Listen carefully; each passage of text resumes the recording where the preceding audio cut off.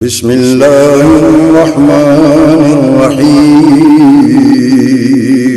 شروع اللہ کے نام سے جو بڑا مہربان نہایت رحم والا ہے۔ اب بلا تاخیر میں دعوت خطاب دیتا ہوں محترم جناب مفتی محمد یوسف تیبی صاحب جو لاہور سے ہماری دعوت پر تشریف لائے ہیں۔ اب میں ان کو دعوت دیتا ہوں کہ وہ آپ کے سامنے جو ہے آپ کو نصیحت کریں گے۔ مفتی محمد یوسف تیبی صاحب۔ ان الحمد للہ نحمده ونستعینه ونستغفره۔ یہ سپیکر والا بھائی اس کی ایکو کم کرو، چھوٹے حال میں ایکو نہیں چلاتے۔ نحمده ونستعینه ونستغفره ونعوذ باللہ من شرور انفسنا ومن سیئات اعمالنا من يهده الله فلا مضل له ومن يضلل فلا هادي له وأشهد أن لا إله إلا الله وحده لا شريك له وأشهد أن محمدًا عبده ورسوله صلى الله عليه وسلم۔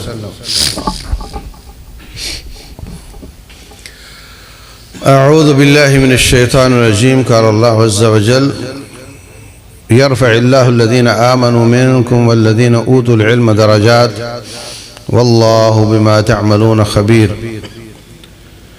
اللہ تبارک و تعالی ایمان اور علم والوں کے درجات کو بلند کرتا ہے، اور اللہ تعالی تمہارے اعمال کی خبر رکھنے والا ہے۔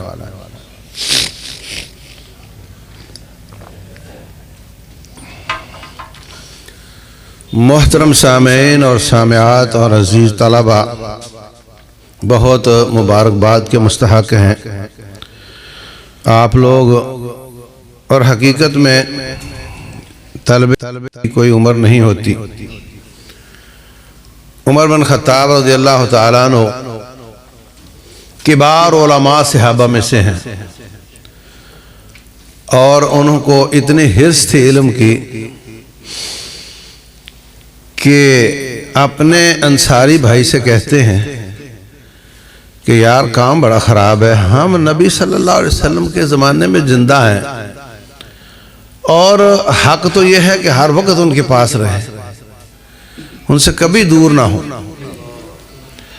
کیونکہ 24 گھنٹے کسی وقت بھی وہی آ سکتی ہے، اور آپ کے چہرہ انور سے پھول گرتے ہیں اور ہم جھولیاں پھیلا کر بیٹھے ہوں، مگر پیٹ لگا ہوا ہے، ادھر ادھر بھی جانا پڑتا ہے، کیا کیا جائے؟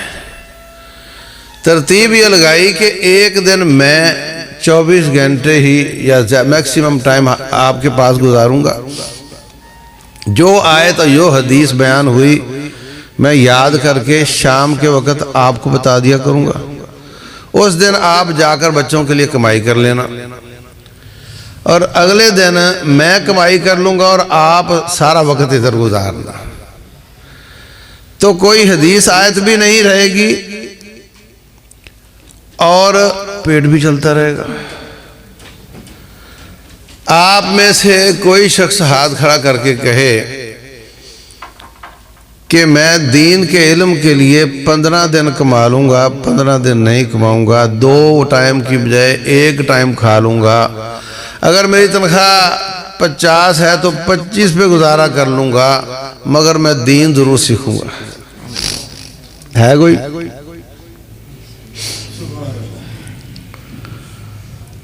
جزاک اللہ خیر۔ کتنا بڑا جذبہ ہے! اس کے باوجود کیا ہوا کہ ایک دن امیر المومنین عمر بن خطاب رضی اللہ عنہ کے گھر میں دستک ہوئی، 1 2 3 دفعہ دستک ہوئی، نہیں نکلے، پھر تھوڑی دیر بعد نکلے تو وہاں تھا ہی کوئی نہیں، ایک آدمی دور جا رہا ہے، بلایا اس کو، ادھر آؤ، دستک آپ نے دی تھی؟ وہ غالباً ابو موسیٰ اشعری رضی اللہ عنہ تھا۔ جی میں نے دی تھی۔ تو پھر گیا کیوں؟ یہ حدیث اسی طرح ہے کہ آؤ 3 دفعہ دستک دو، اگر گھر والا نہ نکلے تو واپس چلے جاؤ۔ کہیں گے لو یہ کہاں ہے حدیث؟ جاؤ گواہ لے کر آؤ۔ اب ابو موسیٰ بیچارے پریشان ہیں کہ گواہ نہ ملا تو نقصان ہو جائے گا، اور حدیث بالکل صحیح ہے، اور ہر چیز کا گواہ ہر وقت تھوڑے ہوتا ہے۔ اب مجھے تو نہیں یاد اس وقت اور کون کون تھا۔ پریشان گئے، لینے کے دینے پڑ گئے۔ آگے کچھ صحابہ کرام بیٹھے ہوئے تھے، کہا کیا ہوا، بڑے پریشان ہو؟ کہا یہ مسئلہ ہے۔ کہنے لگے اس کے تو ہم سب گواہ ہیں۔ ابو سعید خدری چھوٹے عمر کے صحابی تھے، کہا جاؤ جا کر گواہی دو۔ انہوں نے گواہی دی تو معاملہ تو صاف ہو گیا۔ حضرت اس حدیث سے ثابت ہوا، پہلی بات تو یہ کہ جو آدھی تنخواہ کاٹ کر پیٹ کاٹ کر پڑھتا ہے اور اس کی کوشش ہے کہ کوئی آیت حدیث مجھ سے اوجھل نہ ہو، وہ بھی یہ نہیں کہہ سکتا کہ مجھے سارا دین کا علم ہے۔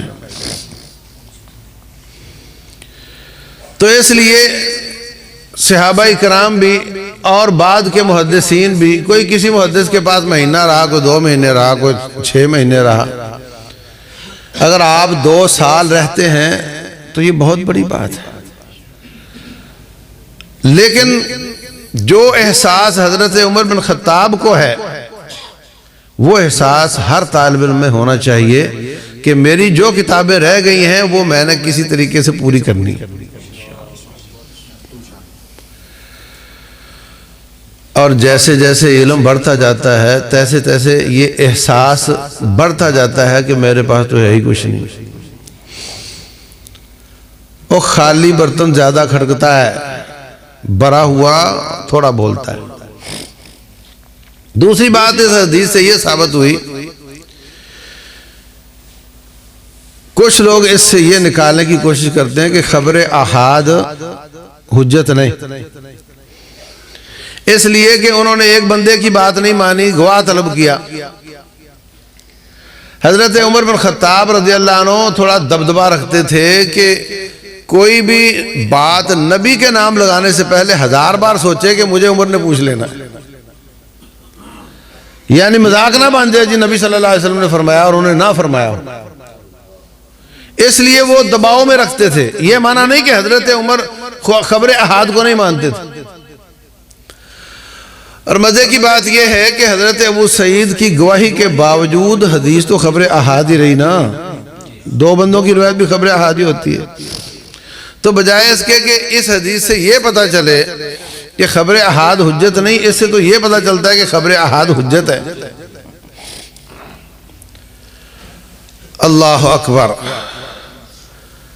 تو میرے عزیز بھائیوں، ایک شخص نوجوان ہوا، اس نے گھڑیوں کا کام سیکھا، پھر شادی وادی ہوئی، مسجد کی دکانوں میں ایک دکان میں اس نے گھڑی سازی کا کام شروع کر دیا۔ عام مسلمان تھا، نہ بہت نیک، بس 5 وقت کا نمازی تھا۔ 10-11 کا ٹائم ہے دوپہر کا، اور لوگ گاڑیاں آ رہی ہیں، رک رہی ہیں، لوگ مسجد میں جا رہے ہیں۔ یہ تو نماز کا ٹائم ہی نہیں ہے، یہ کیوں آ رہے ہیں؟ ایک دن دیکھا، 2 دن، 10 دن، ایک دن سسپینس اور تجسس اتنا بڑھ گیا کہ دکان بند کی اور وہ بھی مسجد میں چلے گئے۔ جا کر دیکھا کہ ایک شیخ دین پڑھا رہے ہیں، حدیث کی کتاب پڑھا رہے ہیں، بیٹھ گئے۔ پھر ایک دن، 2 دن، 10 دن، اب بڑا مزہ آنا شروع ہو گیا، بیٹھنا شروع کر دیا۔ پھر آہستہ آہستہ گھڑی سازی کا کام سکڑتا گیا اور حدیث اور قرآن کا کام بڑھتا گیا۔ پھر اتنا مزہ آنا شروع ہوا کہ بڑھتے بڑھتے تحقیق کی حد تک، اور حدیث تلاش کرنا اور اس کی تتبع کرنا اور اس کی سندوں کی شان بھٹک کرنا، ان کا تقابل کرنا، پھر آہستہ آہستہ رجال پر بحث، یہ بندہ ضعیف ہے، یہ صحیح ہے۔ بڑھتے بڑھتے حالت یہ ہو گئی کہ مکتبات جو پبلشر ہوتے تھے وہ منہ کھول کر انتظار کرتے تھے کہ کہ کب ان کی کوئی کتاب آئے گی اور ہم چھاپیں گے، اس لیے کہ ان کی کتاب چھپتے ہی بک جاتی ہے۔ اور پھر وہ وقت آیا کہ وہ دنیا کا سب سے بڑا محدث بنا، اس کا نام محمد ناصر الدین البانی ہے۔ آپ تو 2 سال پورے لگا رہے ہیں نا، وہ 1-2 گھنٹے دیتے تھے، مگر یہ شعور تھا کہ میں آگے بڑھوں۔ اگر آپ نے بس کر دی تو یہ نقصان کی بات ہے۔ اگر مطالعہ جاری رکھا، آگے بڑھنے کی آپ میں جستجو جاری رہی، تو پھر یہ علم نصیبے کی بات ہے۔ عمر کا کوئی بھی ہو، عمر جیسی بھی ہو، اللہ تبارک و تعالی برکتیں دیتے ہیں۔ حضرت ابو ہریرہ آخری 3 سال ہی آئے تھے نا، بس جستجو بہت تھی۔ کہتے ہیں میرے صفحہ کے کلاس فیلو جب بھوک لگتی تو کوئی جاتا جا کر گھاس کاٹ کے لے آتا بھیج دیتا، کوئی لکڑیاں کاٹ کے بھیج دیتا اور روٹی کا انتظام کر لیتا، میں آپ کی چوکھٹ پر ہی پڑا رہتا تھا۔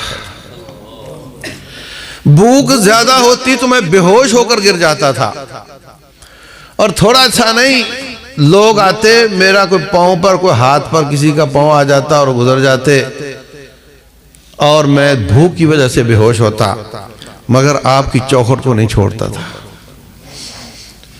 تو میرے عزیز بھائیوں، جو آئے انہوں نے علم حاصل کیا، وہ بہت قابل ستائش ہیں۔ اللہ تعالیٰ ان کی اتنی کاوش قبول کرے اور اس کو مزید بڑھانے کی توفیق دے۔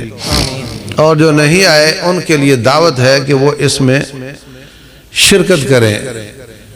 جتنے طالب علم ہیں، اتنے اس گلی میں اس سے زیادہ لوگ رہتے ہیں، مگر ان میں ہمت نہیں کہ یہاں آ کر پڑھیں۔ میں کہتا ہوں جو استاد پڑھاتے ہیں ان کی اولادوں میں اتنے نکل آئیں گے، پر ہمت نہیں ادھر آ کر پڑھیں۔ اللہ تعالیٰ توفیق عطا فرمائے۔ ایک بات میں وہ کرنا چاہتا ہوں جو حضرت العلام محمد بن عبداللہ حافظہ اللہ ادھوری چھوڑ کر گئے ہیں۔ اسماء و صفات کی بحث پاکستان میں نہیں کی جاتی، اس پر بولا ہی نہیں جاتا، نہ مدارس میں اس پر زیادہ بات کی جاتی ہے، اور یہ ساری شریعت میں سب سے افضل ترین علم ہے، کیونکہ یہ رب ذوالجلال کا علم ہے، اللہ کی ذات کے تعارف کے بارے میں ہے۔ تو طلبہ کے لیے جو بات وہ ادھوری شاید عمر کے حساب سے یا کوئی آپ کا وقت بچانے کے لیے بار بار فرما رہے تھے، میں مختصر کر رہا ہوں۔ میرے عزیز بھائیوں، یہ جو کتاب التوحید ہے، اس کا پورا نام کیا ہے؟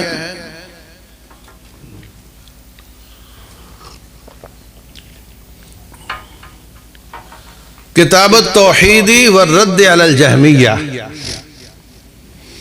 ایک بات تو اس سے یہ ثابت ہوئی کہ جس عالم دین کے زمانے میں جو بدعت ہو اس کا رد کرنا اس کا فرض ہوتا ہے۔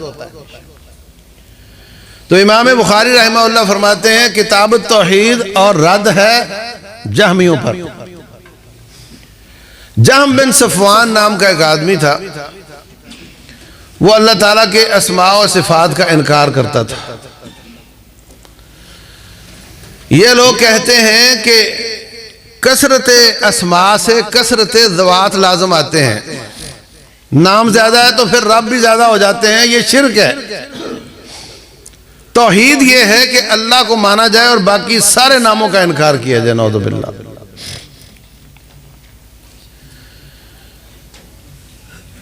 اللہ تبارک و تعالیٰ کی خوبیوں کا بھی انکار کیا جائے۔ ہمارا عقیدہ یہ ہے کہ جو کتاب و سنت میں اللہ کے نام ثابت ہیں ہم ان کو مانتے ہیں۔ اور ایک بات یہ بھی سمجھ لو کہ جو نام مساجد میں اور چوراہوں میں اللہ کے لکھے ہوتے ہیں وہ سارے ثابت شدہ نہیں ہیں، ان میں سے کچھ ایسے ہیں جو ثابت شدہ نہیں ہیں۔ وہ سنن ترمذی کی حدیث سے ہیں اور وہ راوی نے جمع کر کے لکھے ہیں، وہ نبی صلی اللہ علیہ وسلم کا فرمان نہیں ہے۔ جو نام چراہوں میں یا مسجدوں میں لکھے ہوتے ہیں ان میں سے کچھ نام ثابت نہیں ہیں، جیسے منعم ہے، جیسے رشید ہے، جیسے ستار ہے، اور بھی کئی نام ہیں، یہ ثابت نہیں ہے، حتیٰ کہ حنان بھی ثابت نہیں ہے۔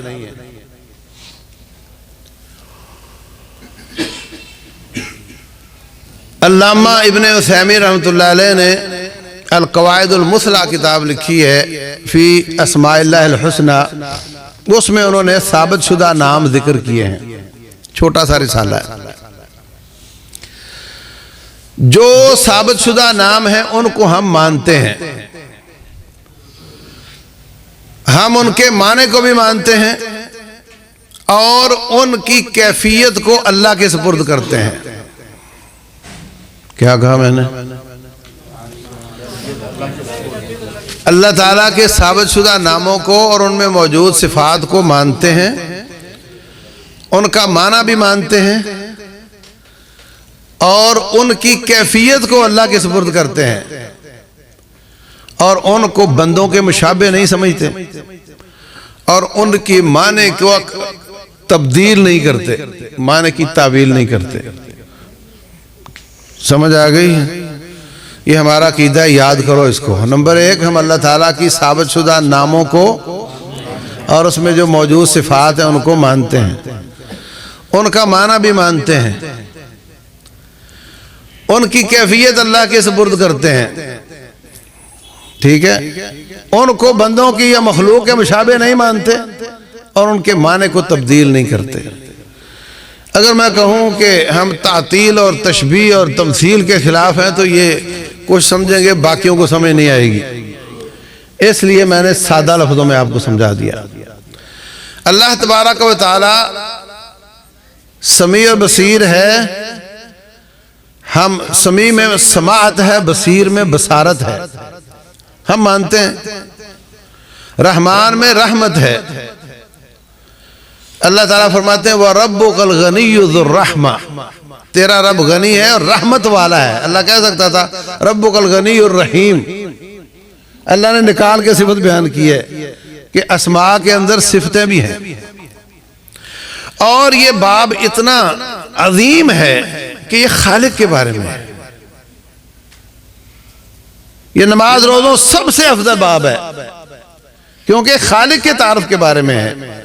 اللہ تبارک و تعالی سورہ طلاق کی آخری آیت میں فرماتے ہیں کہ اللہ تبارک و تعالی وہ ہے جس نے زمین و آسمان کو بنایا، یتنزل الامر بینہن، اور زمین آسمان کے بیچ میں اللہ کا حکم نازل ہوتا ہے، لِتَعْلَمُوا أَنَّ اللَّهَ عَلَى كُلِّ شَيْءٍ قَدِيرٌ وَأَنَّ اللَّهَ قَدْ أَحَاطَ بِكُلِّ شَيْءٍ عِلْمًا۔ اللہ وہ ہے جس نے زمین و آسمان کو بنایا، کیوں؟ لِتَعْلَمُوا، تاکہ تمہیں علم ہو کہ اللہ تعالیٰ قدرت اور علم والا ہے۔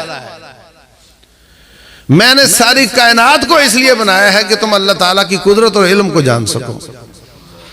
اللہ اپنی صفات کو باور کروانے کے لیے فرمایا ہے، کائنات کو بنانے کا مقصد یہ ہے، ساری کائنات کو بنانے کا مقصد یہ ہے کہ تم اللہ کو سمجھو، اس کے ناموں کو سمجھو، اس کی صفات کو سمجھو۔ تو اللہ تبارک و تعالیٰ کی صفات ہم ساری مانتے ہیں جو ثابت شدہ ہے۔ جہمیہ ساری صفات کا انکار کرتے ہیں، وجہ اس کی یہ بنی کہ جب عباسیوں کے یونان کے فلسفے ارسطو، سقراط، بقراط کی کتابیں ترجمہ ہو کر اردو میں آئیں، اب تک مسلمان کتاب اللہ اور سنت رسول اللہ کو ہی ماخذ سمجھتے تھے کہ دین یہیں سے ملے گا۔ ان کتابوں کے ترجمے کے بعد انہوں نے یہ بھی طرز آ گئی کہ عقل سے بھی ملے گا، اب عقل سے ملے گا۔ ان اللہ یحب الذین یقاتلون فی سبیلہ صفا، اللہ محبت کرتا ہے. ہاں تو سادہ آدمی سمجھتا ہے کہ ٹھیک ہے اللہ محبت کرتا ہے، اس میں کیا ہے. لیکن جہمی کہے گا کہ اللہ محبت نہیں کرتا. محبت کیوں نہیں کرتا؟ اس لیے کہ محبت تو دل سے ہوتی ہے اور محبت تو کمزوری ہوتی ہے. مجھے اپنے بچے سے محبت ہے اور وہ مجھ سے ایسے کام کروا لیتا ہے جو میں نہیں کرنا چاہتا. مجھے اپنی بیوی سے محبت ہے اور میں اس کی چاہت کے مطابق ایسے فیصلے کر لیتا ہوں جو میں نہیں چاہتا. تو محبت تو کمزوری ہوتی ہے اور کمزوری تو اللہ میں ہے نہیں، لہذا اللہ تعالیٰ محبت نہیں کرتا. تو جب تک عقل نہیں تھی بیچ میں آئی اس وقت تک کتاب و سنت سے تو ہم محبت کو مانتے تھے، لیکن جب بیچ میں عقل آ گئی، عقل کو حاکم بنا لیا گیا، کتاب و سنت کو پیچھے کر دیا گیا، تو پھر محبت کا انکار کر دیا. اللہ تعالیٰ ابراہیم علیہ السلام سے محبت کرتے نہیں، ان کو خلیل بنایا نا.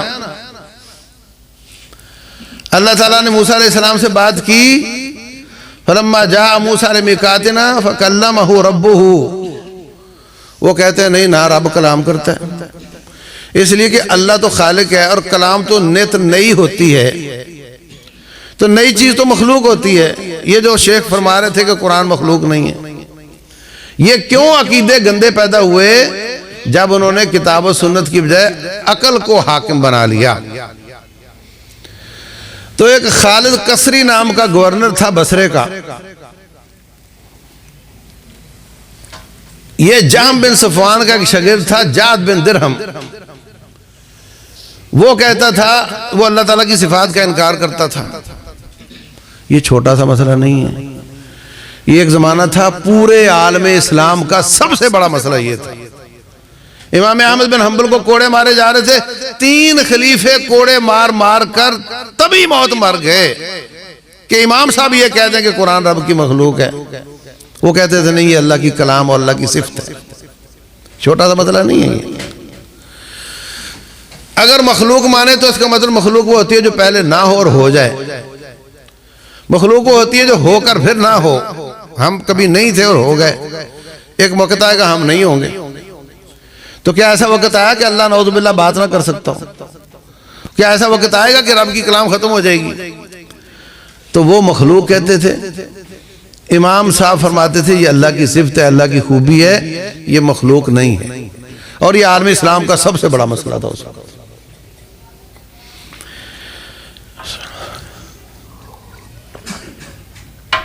اب کیا ہوا؟ اب جناب انہوں نے انکار کر دیا. خالد قصری گورنر، اس نے عید کی نماز پڑھائی، بڑی عید تھی، تو کہتا لوگوں سنو، ضحوا تقبل اللہ ضحایاکم وانی مضح بجعد بن درہم فانه يقول ان اللہ لم يكلم موسى تکلیما ولم يتخذ ابراہیم خلیلا. کہنے لگا لوگوں عید قربان ہے، جاؤ جا کر نماز پڑھ لی ہے، خطبہ ختم ہو گیا، جاؤ جا کر اپنی اپنی قربانیاں کرو، اور میں آج جعد بن درہم کو ذبح کروں گا. اس لیے کہ وہ کہتا ہے نہ اللہ نے موسیٰ سے کلام کی اور نہ ابراہیم کو خلیل بنایا. تو وہ نیچے اترا، اس نے اس کو پکڑا اور ذبح کر دیا. یہ چھوٹا سا مسئلہ نہیں ہے، بہت بڑا مسئلہ ہے.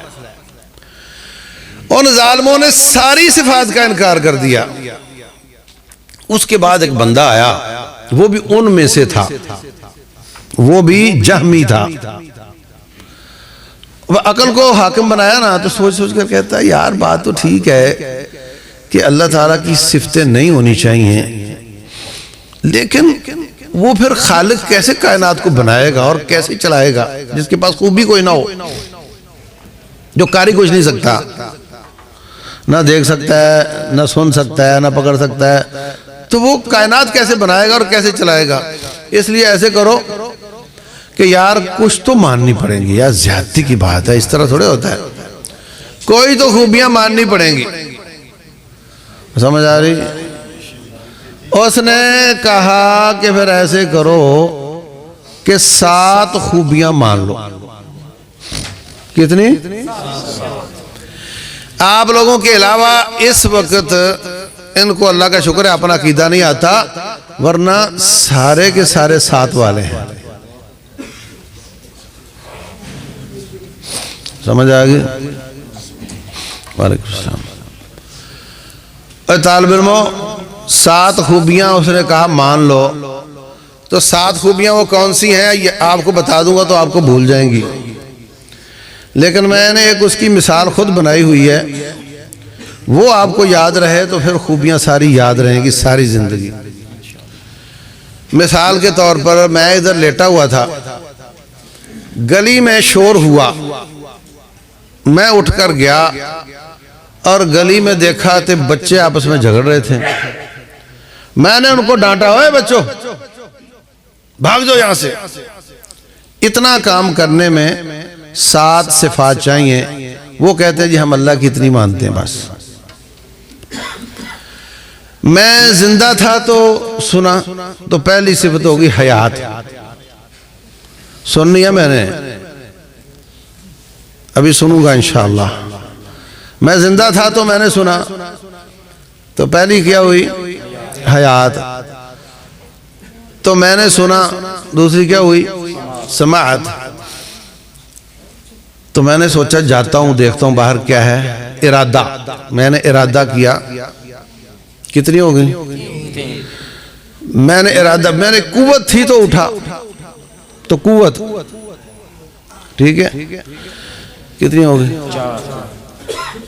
وہاں جا کر میں نے ان کو دیکھا، بصارت. تو دیکھنے سے دل میں علم جاتا ہے، سننے سے بھی جاتا ہے تو علم ٹھیک ہے. اور ان کو ڈانٹا میں نے تو یہ کلام. کتنی ہو گئی؟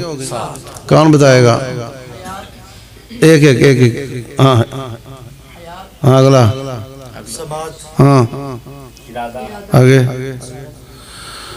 بیچ میں چھوڑ گئے. قوت. آگے.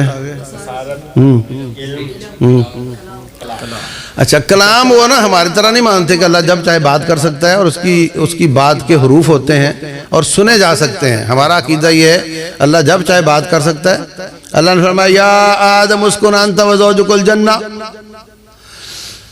اذ قال ربک للملائکۃ انی جاعل فی الارض خلیفہ یا نوح اہبط بسلام منا وبرکات علیک یا ابراہیم قد صدقت الرؤیا یا موسیٰ اقبل ولا تخف یا عیسیٰ ابن مریم اانت قلت للناس اتخذونی و امی الہین من دون اللہ یا ایوہ النبی حرد المومنین علی القتال.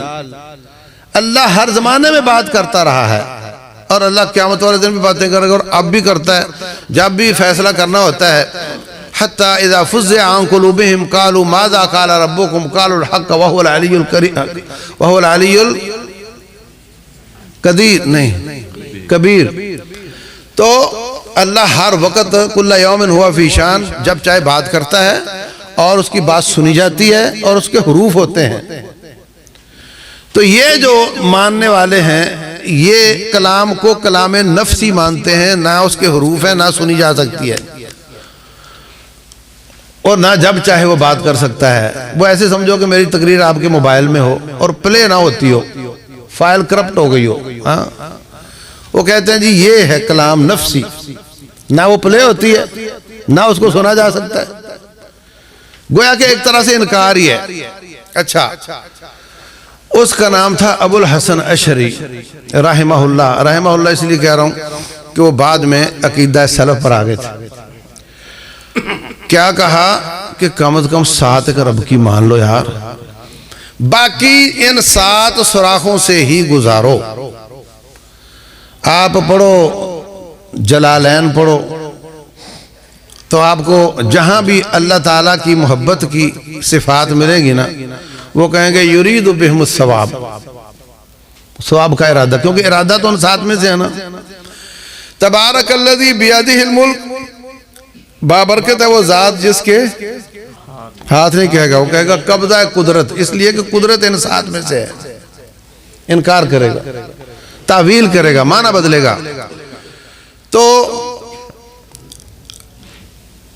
یہ 7 اور اس کے بعد ابو منصور ماتریدی آیا، اس نے کہا کہ 1 کا اضافہ کرو، بڑی مہربانی تمہاری، 1 کا اضافہ کر دو، کیونکہ اللہ نے کون کہا کہ کائنات کو بنانا ہے، تو 7 یہ اور 1 تکوین بھی شامل کر لو، تو یہ ٹوٹل 8 صفات ہیں جن کو یہ مانتے ہیں۔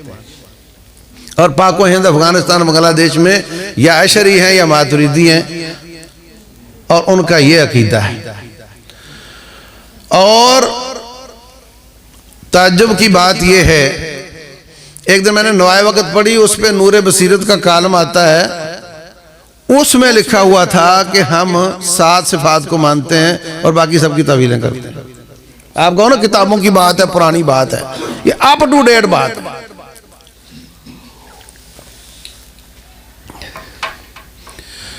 اللہ کی صفات کچھ عملی ہیں اور کچھ خبری ہیں، یا ذاتی بھی کہہ دیتے ہیں۔ عملی وہ ہیں جیسے خبیر ہے تو خبر رکھتا ہے، قوی ہے تو قوت والا ہے، قوت کو استعمال بھی کرتا ہے، سمیع ہے تو سنتا ہے، یہ عملی صفات ہیں۔ اور ایک خبری یا ذاتی صفات ہیں، وہ یہ کہ اللہ تعالیٰ کے 2 ہاتھ ہیں۔ یہودیوں نے کہا ید اللہ مغلولہ، اللہ کے ہاتھ باندھے ہوئے ہیں۔ اللہ فرماتے ہیں غلت ایدیہم بل یداہ مبسوطتان، اس کے دونوں ہاتھ کھلے ہیں۔ اب اس کا کرو ترجمہ، 2 قوتیں کھلی ہیں، پھنس گئے نا۔ اسی طرح اللہ تعالیٰ کی صفت ہے کہ رب ذوالجلال کہاں ہے؟ ہاں، اللہ عرش پہ ہے، الرحمن علی العرش استویٰ۔ اس توحید کی اہمیت اگر آپ نے سمجھنی ہو تو اس حدیث سے سمجھو۔ ایک صحابی، اس کی لونڈی بکریاں چرا رہی تھی، اس نے سستی کی، بھیڑیا بکری کھا گیا، اس نے تھپڑ مارا اس کو، پھر ترس آیا تو لے کے آ گیا، کہتا ہے حضرت یہ اس کو چیک کر لیں، اگر یہ ایمان والی ہے تو میں اس کو آزاد کرتا ہوں۔ آپ نے جو اس کو سوال کیے، اگر پاک و ہند افغانستان پاکستان کے عوام نہیں علماء سے کیے جائیں تو 95% فیل ہو جائیں گے۔ 2 سوال کیے، یہ نہیں کہا اگر ہم نے کسی کا ایمان چیک کرنا تو کیا کہو گے؟ کلمہ سنا، ہاں کیا چیک کرو گے؟ رب ایک ہے، زیادہ ہیں؟ لیکن سبحان اللہ، نبی صلی اللہ علیہ وسلم نے نہ ربوبیت کا سوال کیا، نہ الوہیت کا سوال کیا، سوال اسماء و صفات کا کیا۔ فرمایا یہ بتاؤ کہ اللہ ہے کہاں؟ کہتی فی السماء، اوپر ہے۔ دوسرا سوال، من انا، میں کون ہوں؟ کہا انت، کہتی ہے انت رسول اللہ صلی اللہ علیہ وسلم۔ فرمایا 50 نمبر کے 2 سوال تھے، 100 نمبر لے گئی ہے، اس کو آزاد کر دو۔ تو رب ذوالجلال اوپر ہے، اس کی 10 دلیلیں ہیں۔ اَأَمِنْتُم مَّن فِي السَّمَاءِ إِلَيْهِ يَصْعَدُ الْكَلِمُ الطَّيِّبُ وَالْعَمَلُ الصَّالِحُ يَرْفَعُهُ۔ نبی صلی اللہ علیہ وسلم رب کو ملنے دائیں گئے، بائیں گئے، اوپر گئے، نیچے گئے، آگے گئے، پیچھے گئے، کدھر گئے؟ یہ کتنا گھپلا ہے کہ کہتا ہے لامکان سے صدا ہوئی، سوئے آسماں پھر چلے نبی۔ لو، گھپلا ہے کہ نہیں؟ بھی اگر لامکان سے ہوئی تو پھر لامکان ہی جانا چاہیے تھا نا۔ اور اگر آسمان گئے تو پھر آواز بھی آسمان سے ہونی چاہیے۔ یہ عجیب بات ہے۔ بولے لامکان سے صدا ہوئی، سوئے آسمان پھر چلے نبی، بلغ العلا بکمالہ صلو علیہ وآلہ۔ تو معراج عروج سے، عروج کا معنی چڑھنا، تو رب کو ملنے اوپر گئے تو پھر رب اوپر ہی ہوا نا۔ وہ رات کے آخری تہائی حصے میں نزول فرماتا ہے آسمان دنیا پر، رب کعبہ کی قسم ہے کہ وہ نزول فرماتا ہے۔ وہ ہمارے ساتھ بھی ہے۔ ما یکون من نجوى ثلاثة الا هو رابعهم، مخلوق ایسا نہیں کر سکتی کہ وہ ادھر بھی ہو ادھر بھی رہا ہو اور لوگوں کے ساتھ بھی ہو، لیکن خالق ایسا اس لیے کر سکتا ہے کہ وہ مخلوق نہیں، خالق ہے۔ آج سے 50 سال پہلے ہم یہ ماننے کو تیار نہیں تھے کہ ایک بندہ ٹی وی اسٹیشن پہ بیٹھا ہے اور پوری دنیا کے گھروں میں نظر آ رہا ہو۔ اب ہم مانتے ہیں، تو جن کو سمجھ نہیں آتی ان کو مرنے کے بعد سمجھ آ جائے گی، لیکن قرآن اور سنت سچا ہے۔ اللہ نے فرما دیا وہ عرش پہ ہے تو عرش پہ ہے، اللہ نے فرما دیا میں نزول فرماتا ہوں تو نزول فرماتا ہے، اور نزول وہ فرماتا ہے جو اوپر ہو۔ ہاں، اور اللہ نے فرما دیا میں تمہارے ساتھ ہوں تو وہ ہمارے ساتھ ہے، تو بات ختم۔ کیسے ہے؟ اللہ جانے کیسے۔ امام مالک بن انس رحمہ اللہ، ان کے پاس ایک بندہ آ کر کہتا اللہ کہاں ہے؟ بولے آسمانوں پہ۔ تو کہا کیسے؟ تو کہنے لگے سن، الاستواء معلوم، اللہ تعالیٰ کا عرش پہ ہونا یہ تو دلال سے ثابت ہے، اور کیفیت اللہ نے نہیں بتائی۔ وَسُؤَالُ عَنْهُ بِدْعَةٌ، بدعت کیا ہوتی ہے؟ جو عہد صحابہ میں نہ ہو اور آج کوئی کرے، عہد نبوت میں نہ ہو آج کوئی کرے۔ جب رب نے فرمایا میں آسمان پہ ہوں تو کسی نے نہیں پوچھا کہ کیسے آسمان پر ہے۔ تو جب ان میں سے کسی نے نہ سوال کیا نہ جواب ہوا تو تم سوال کر رہے تو سوال تمہارا بدعت ہے۔ پھر مسجد نبوی تھی، مسجد نبوی حرم تھا، اس میں وہ درس دے رہے تھے۔ اس شخص کے بارے میں اپنے شاگرد سے کہتے ہیں بیٹا ادھر آ، اس کو پکڑو مسجد سے نکال دے، یہ تیرے دماغ میں کوئی شبہ ڈال دے گا، دماغ خراب کر دے گا۔ تو میرے طالب علموں، امام بخاری کا یہ کہنا کتاب التوحید والرد علی الجہمیہ، جہمی ساری صفات کا انکار کرتے ہیں، اور کیا بتایا تھا اشعری کتنے مانتے ہیں؟ 7، اس لیے ان کو سبعیہ بھی بولتے ہیں، اور ماتریدی 8ویں کون سی ہے؟ تکوین۔ تو ہم اللہ تعالیٰ کے فضل سے رب ذوالجلال کی ثابت شدہ ساری صفات بھی مانتے ہیں، اور سارے نام بھی مانتے ہیں، اور ان کا معنی بھی مانتے ہیں، اور ان کا معنی تبدیل کر کے تعویل نہیں کرتے، اور نہ ان خوبیوں کو انسانوں کے مشابہ قرار دیتے ہیں۔ یہاں ایک بات یہ کہ اللہ تبارک و تعالیٰ کی نہ ذات بندوں جیسی ہے نہ اس کی خوبیاں بندوں جیسی ہیں۔ لفظ ایک ہو سکتا ہے، ہماری ذات ہے، اللہ کی بھی ذات ہے۔ عیسیٰ علیہ السلام فرماتے ہیں تعلم ما فی نفسی ولا اعلم ما فی نفسک، اپنے لیے بھی نفس کا لفظ استعمال بول رہے ہیں، اللہ کے لیے بھی بول رہے ہیں۔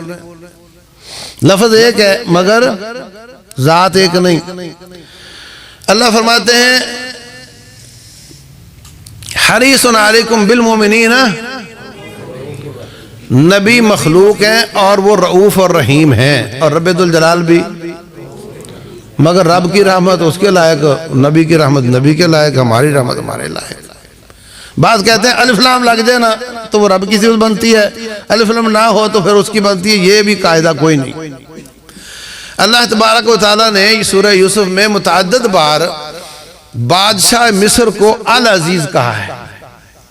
اللہ فرماتے ہیں ایھا العزیز مسنا و اہلنا الضر، اور رب بھی العزیز ہے اور بندہ بھی العزیز ہے، مگر رب کی عزت رب کے لائق اور بندے کی عزت بندے کے لائق۔ رب بھی رؤوف رحیم ہے، ہم بھی رؤوف رحیم ہے، مگر ہماری رافت رحمت ہمارے لائق اور رب کی رب کے لائق۔ شرک نہیں ہے رب کی اس میں۔ تو یہ اللہ تعالیٰ کی فعلی صفات ہیں اور وہ ذاتی ہیں، ان میں اللہ کے 2 ہاتھ ہیں، اللہ کی 2 آنکھیں ہیں۔ اللہ فرماتے ہیں اصنع الفلک باعیننا، اے نوح میری آنکھوں کے سامنے کشتی بنا۔ اسی طرح رب ذوالجلال کی پنڈلی ہے یوم یکشف عن ساق ویدعون الی السجود۔ اسی طرح رب ذوالجلال والاکرام کا چہرہ ہے وَيَبْقَى وَجْهُ رَبِّكَ ذوالجلال والاکرام۔ تو ہم ان سب صفات کو ایز اٹ از مانتے ہیں، مگر ان کو انسانوں جیسی مشابہت بالکل قرار نہیں دیتے۔ ہاتھی کا ہاتھ، چونٹی کا ہاتھ، بکری کا ہاتھ اور انسان کا ہاتھ برابر ہیں؟ یعنی چونٹی کا ہاتھ دیکھ کر ہاتھی کا کوئی تصور آ سکتا ہے؟ نہیں آ سکتا، یہ تو مخلوق ہے، وہ تو خالق ہے۔ اس لیے الفاظ ہاتھ کے، پاؤں یا پنڈلی کے یا آنکھوں کے الفاظ سیم ہے مخلوق اور خالق میں، مگر کیفیت کا تصور بھی لانا گناہ ہے، بالکل نہیں لا سکتے۔ سمجھ آئی بات کی؟ تو اللہ تعالیٰ کی ذاتی بھی ہم مانتے ہیں اور اس کی فعلی صفات بھی ہم مانتے ہیں۔ موضوع بہت لمبا ہے، اس کے بعد ہم تو جو جہمی ہیں ان کا ہم رد اس طرح کریں گے، اگر اللہ آپ کو توفیق دے دے ان کی کتابیں پڑھنے کی، تو جنہوں نے 7 یا 8 مانی ہے نا، جس دلیل سے انہوں نے 7 8 مانی ہے نا، ہم وہی دلیلیں جہمیوں کو دیں گے جو بالکل نہیں مانتے، ہمارا کام پورا ہو گیا۔ پھر تم جو 7 8 مان رہے ہو نا، کیا دلیل ہے اس کی؟ وہی دلیلیں ان کو دیں گے، تو جب تم 7 8 کیوں نہیں مان رہے، یہ تو مان رہے ہیں، اور ان کے خلاف ہم کہیں گے جب تم 7 8 مانتے ہو باقی کیوں نہیں مانتے ہو؟ جس دلیل سے 7 8 مانتے ہو اسی سے ہی، کیا دلیل ہے 7 ہونے کی؟ کیا دلیل ہے تمہارے پاس؟ جو 7 8 کی ہے وہی ساری کی ساری صفات کی ہے۔ باہر صورت تو یہ اللہ تعالیٰ کا علم ہے اور بہت ہی اشرف علم ہے۔ یہ علم سب سے اشرف اللہ کی ذات کا، صفات کا علم ہے، اور اس کے بعد پھر اللہ کی شریعتوں کا علم ہے۔ یہی علم ہے، علم کی تعریف اور ڈیفینیشن یہ ہوتی ہے کہ جو پرفیکٹ ہو۔ اللہ تعالیٰ فرماتے ہیں ان اللہ عند علم الساعہ، آگے 5 چیزوں کا علم اللہ کے سوا کسی کے پاس نہیں، ٹھیک ہے؟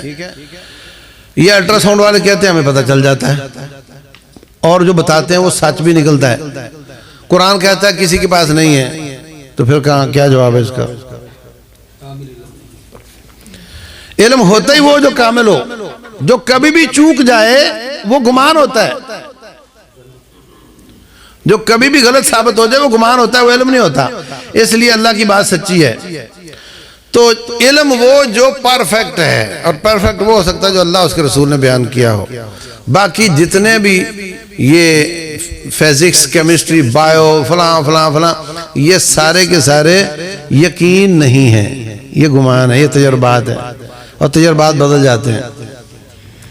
کل تک کہتے تھے بچے کے لیے ماں کا دودھ زہر ہوتا ہے، اب کہتے ہیں نہیں وہی سب سے اچھا ہوتا ہے۔ پچھلی نسل انہوں نے ضائع کر دی ہے کہہ کر کے گھی مت کھانا، یہ زہر ہوتا ہے، اب کہتے ہیں نہیں سب سے اچھا دیسی گھی ہوتا ہے۔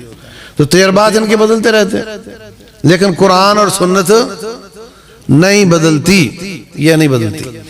آج تک جھگڑا کرتے رہے کہ دل جو ہے نا یہ خالی ڈونکی پمپ ہے اور سوچتا دماغ ہے، جبکہ قرآن حکیم بار بار کہتا ہے انہا لا تعمل ابصار ولکن تعمل قلوب التي فی الصدور۔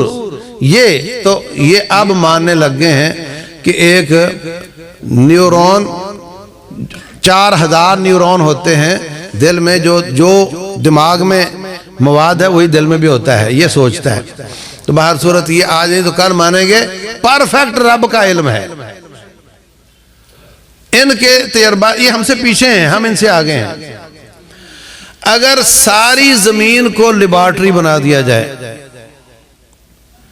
اور سارے انسان اس میں مزدور بن جائیں، ریسرچر بن جائیں، اور زمین کے سارے سونے کی قیمتیں، پیٹرولیم کی قیمتیں اس ریسرچ لیبارٹری پر لگا دیے جائیں، اور کام یہ ہو کہ ہم یہ پتہ کرنا چاہتے ہیں کہ انسان کے لیے کیا اچھا ہے اور انسان کے لیے کیا برا ہے، رب کعبہ کی قسم ہے قیامت تک وہ ان نتائج تک نہیں پہنچ سکتے جو اللہ نے قرآن و سنت کی شکل میں 1400 سال پہلے مفت میں عطا فرمائے۔ اس لیے کبھی نہ سمجھو کہ وہ آگے ہم پیچھے، ہے ہی نہیں، ایسی کوئی بات ہی نہیں۔ وہ اتنے دور ہیں، وہ ہمارا مقابلہ کر ہی نہیں سکتے۔ اس لیے مبارک ہو آپ کو، آپ نے اللہ کا علم حاصل کیا ہے، آپ نے رسول اللہ صلی اللہ علیہ وسلم کی حدیث پڑھی ہے۔ رسول اللہ صلی اللہ علیہ وسلم فرماتے ہیں طلب العلم فریضۃ علی کل مسلم، مسلمتن کے لفظ حدیث میں نہیں مگر وہ بھی مراد ہے۔ علم کا حصول ہر مسلمان مرد عورت پر واجب ہے۔ اچھا، تو کالج میں طالب علم پڑھ رہے ہیں اور اس میں پڑھایا جا رہا ہے گائناکالوجسٹ بن رہے ہیں، اور گائناکالوجسٹ بن رہے ہیں، اوپر لکھا ہوا ہے طلب العلم فریضۃ علی کل مسلم۔ کیا مطلب؟ کہ ہر مسلمان کو دائی بننا چاہیے، فرض ہے۔ وہ بن رہا ہے ہڈیوں کا ڈاکٹر، اوپر لکھا ہوا ہے طلب العلم فریضۃ علی کل مسلم۔ جو ہر مسلمان پر فرض ہے وہ اتنا ایک دین ہے جتنا اس کے عقیدے اور عمل کے لیے ضروری ہے۔ جو عقیدہ لازم ہے اس کا علم بھی لازم ہے، اور جو اعمال لازم ہے ان کا علم بھی لازم ہے۔ یہ ہر مسلمان پر لازم ہے۔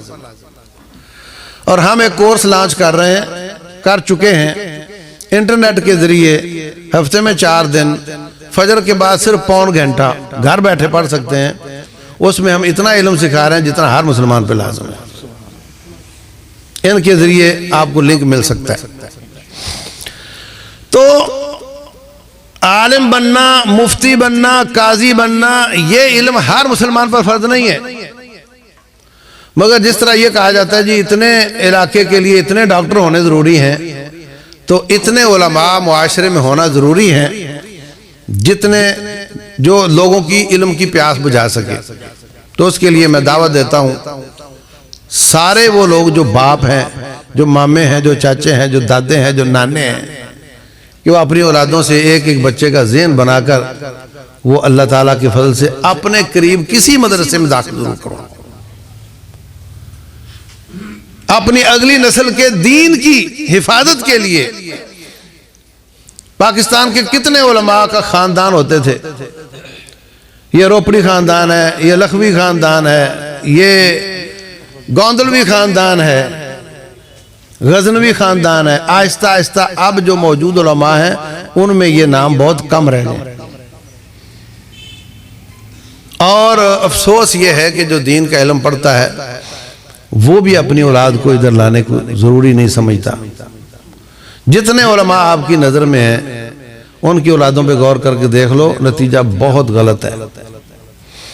تو اس کی وجہ یہ بھی ہو سکتی ہے کہ لوگوں نے ان کے ساتھ اچھا سلوک نہیں کیا۔ بچوں نے دیکھا باپ کے ساتھ کیا ہوتا ہے، انہوں نے توبہ کر لی۔ تو عوام کو چاہیے کہ علماء کی ضرورتوں کا خیال رکھیں اور اپنی اولادوں کو دین پڑھائیں۔ تیری بچی باپرد، اس کو میں تو جا کر نیکی کا حکم نہیں دے سکتا، نہ برائی سے منع کر سکتا ہوں۔ تیرے خاندان میں بندہ ہوگا تو یہ فائدہ ہوگا۔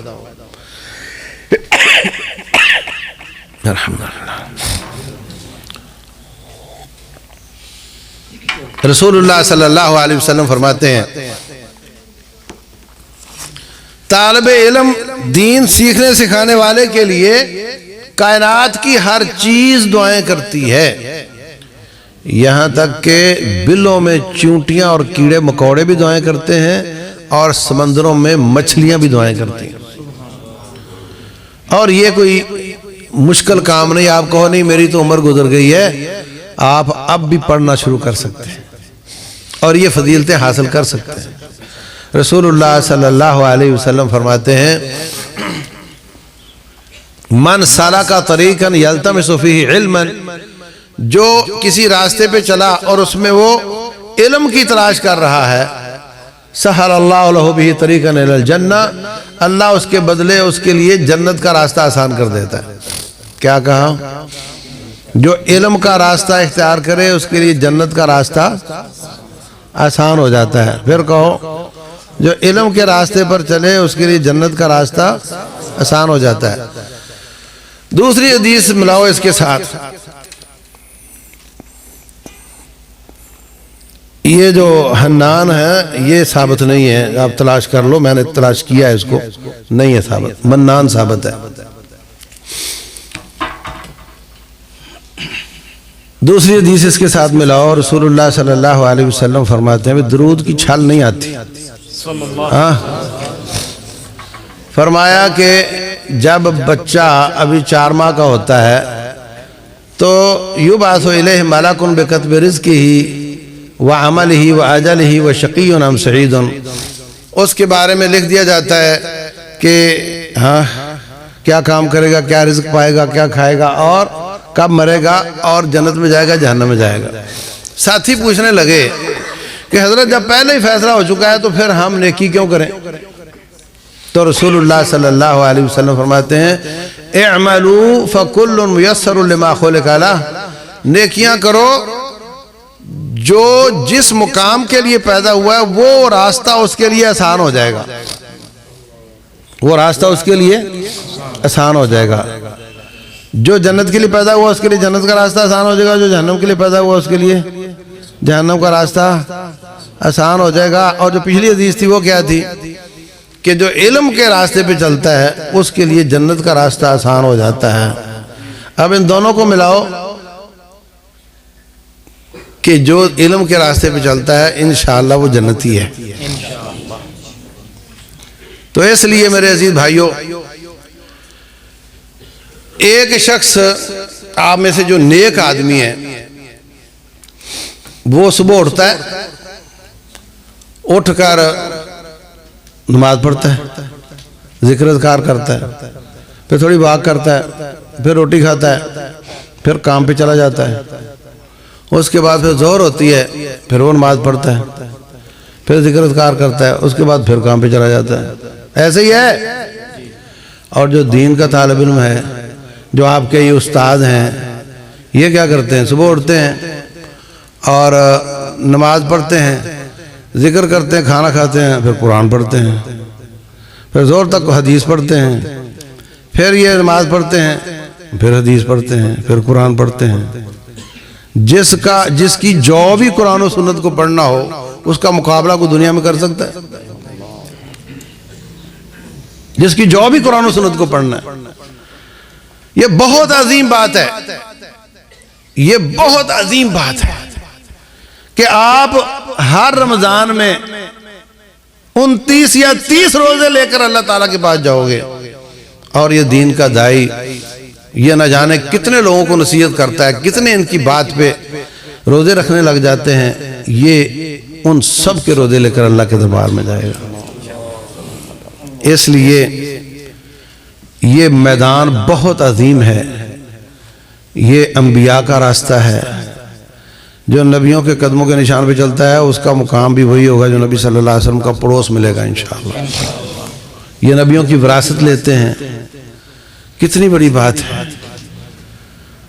اور لوگ خمینی مرا نا تو اس کی چارپائی کو ہاتھ لانے کو ترستے تھے، پھر نا اس کو جانا ادھر لے کہیں اور جا رہے تھے محبت میں، اور اس کے کفن کا کوئی ٹکڑا مجھے مل جائے، مجھے سعادت ہو جائے گی، ہاں پھر اس کی چمڑی کا مجھے تھوڑا مل جائے حصہ، ہاں حتیٰ کہ اس کا لباس اتر گیا اس کا کفن، پھر پولیس نے آگے مداخلت کی۔